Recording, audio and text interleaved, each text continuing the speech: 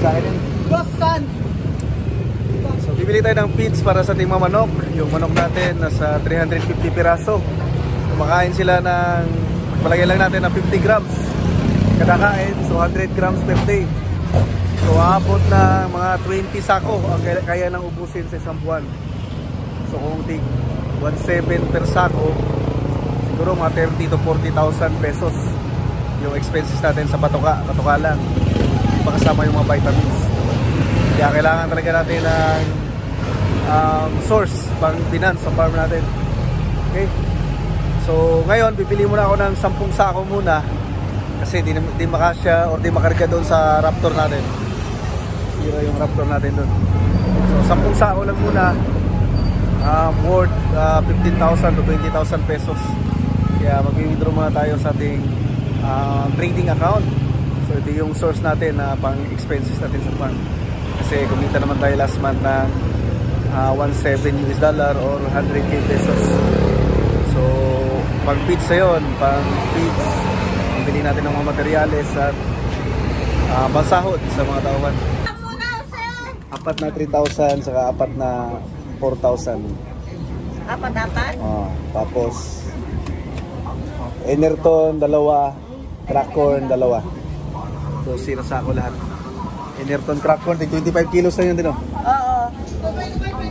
Isisiyo rin tayo na napisa mga 15 piraso. So ito yung maganda. Chick poster sa gupaan. Patrick Antonio, paglaki, oh. 24M gray. So ano yung nakarga sa Raptor. Yan. Kaya naman to. Pero hanggang sako, 10 sako nga lang para mga 500 kilos lang. Baka masira yung sasakyan natin. Yan, katas ng Bitcoin. Natin ang mga painuman ng ating manok. Yan yan. Feeder yan. Ano? Patukaan to yan. Patukaan yan. Hindi sabit yung gusto ni Andy. May disabit siya pero ito maliliit. Yan na lang. Kaso kalahating galon lang yata yun eh. Pag yun, isang galon yun. Yung mabayaran natin ngayon, 13,540. Apat na 3,000, tatlong 4,000. Bali apat din, no? Bali apat din po. Dalawang Integra 2, isang Alpha 4, at saka yun, yung inating Integra 4. Dalawang chick poster, painuman, patukaan. So 13,540 lahat. Ito pala ng Crackhorn, dalawang sako. 1,000 sa sako, te? 1,050. 1,050. So Bumaba na yun. plus 2,1 ba yun? Ito pa, dalawang Bali, nasa 15,000 may get yung babayaran natin.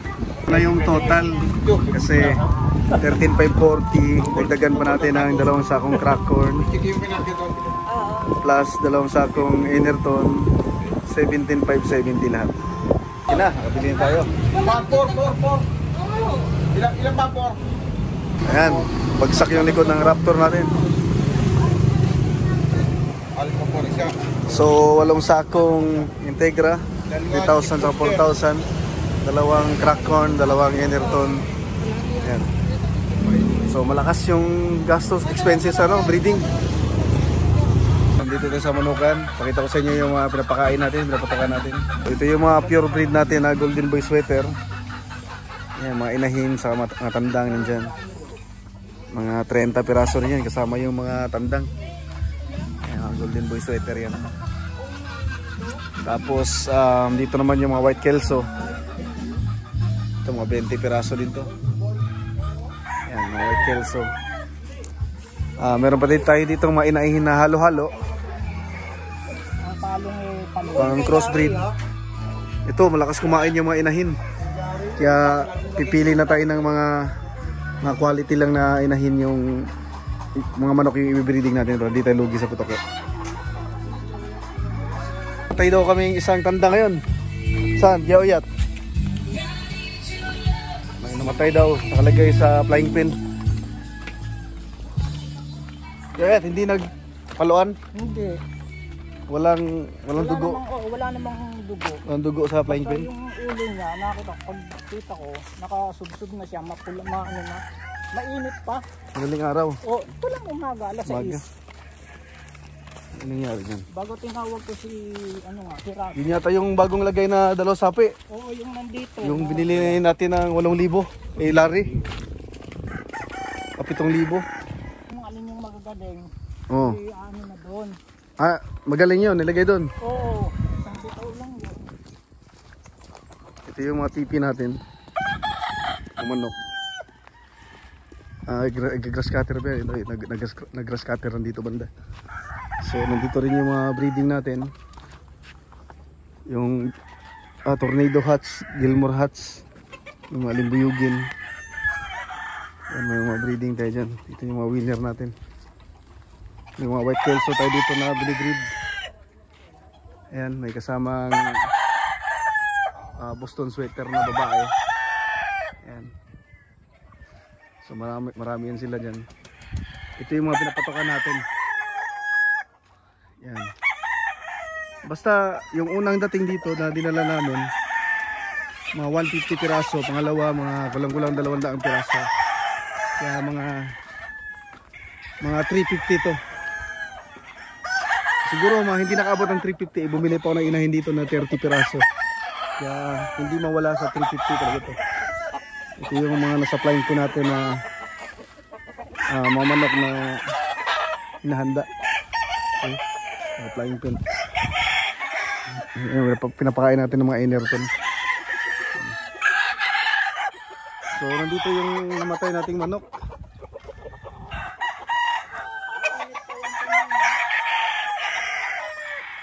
Yan, ito yung namatay nating manok. Ang gandang manok po naman, oh. Yeah. Namatay nating manok. Mainit yung kanina. Ang paghipol ko. Ba't may mga dugo-dugo kayo, Yat? Dati pa yan? Oo, dati pa yan. Kaya nilagyan ko yung hapon yan, para sa bitlaan. Oo. Bago nilagay na dito. Nung hapon, maganda, malakas pa kumain. Baka nakagat yan ng ano? Ay, nakita ko may daan dyan. Dito. Ay, oo nga, oh. Dito sa likod may pinaghukayan. May pinaghukayan sa likod. Nakagat ng mga ahas o bayawak. Sayang. So yan yung mga manok ang pinapakain natin.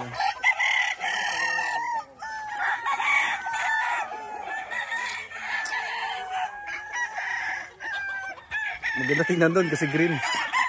So ang binaya natin kanina mga 17, 15 mahigit. So mga 17 nga yun. So mga dalawang linggong patuka na yun. So expenses talaga nito, mga 350 na manok sa isang buwan. 30 to 35,000 pesos expenses sa patuka lang yun. Bukod pa yung vitamins, inject. Yan. Bukod pa yun, gamot. So papalo rin siguro mga 40,000 isang buwan. Tapos yung sahod, yung 300 na manok, kaya ng 2 tao yan eh. So yun, kung ang sahod dito kasi sa Cavite, monthly yung mga handler. Pero pag may mga premyo naman, meron naman siyang 8,000 yung sahod kasi dito, libre bigas. Sila na yung bahala sa ulam nila. So hindi rin yung biro ang magpa-farm ng manok. Lalo na pag namatayan ka, sayang, lugi na tayo nun. Malaki rin yung ano yun. Binili natin yun, ang breeding sana yun, kaso nga lang, cross lang yun. Ilaban na lang, 8,000 rin yung bili natin yun. Sayang din yun. So yun lang ang trade para sa video na ito. Salamat.